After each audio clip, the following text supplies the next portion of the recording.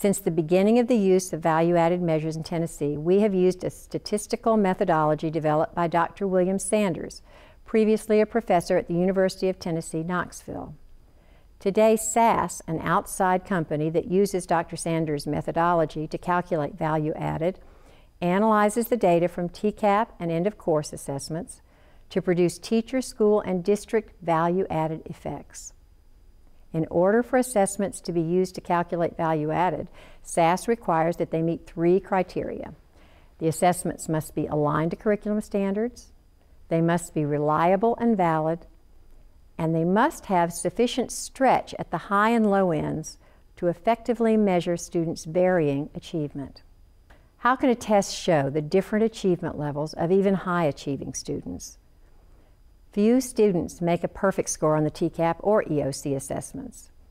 In 2011, the percentage of students who made a perfect score in consecutive years for TCAP math was only 0.03%.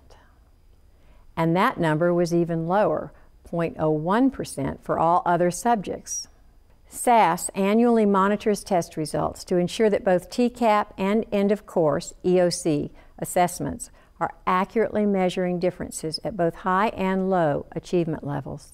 A teacher effect score is the measure of a single teacher's impact on student learning in a specific subject or grade level.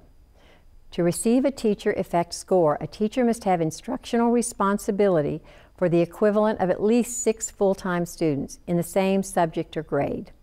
If a teacher had 12 students in a team teaching situation and claimed half of the instructional responsibility for these 12 students, that would be the equivalent of 6 full-time students. For end-of-course reports, there must also be at least 10 students with sufficient data to be included in the analyses. Students are matched to their teachers in various subjects through the RANDA claiming process. This claiming is done at the local level to ensure it is as accurate as possible. Teachers often wonder what students are included. Those present for 150 days of classroom instruction per school year, or 75 days for semester courses, and those not receiving any special education instruction. Now, gifted students and those with 504 plans are included. Students receiving special education services are included in both school and district level data. The TVAAS models do not adjust the value-added measures for demographic factors such as socioeconomic status or race ethnicity.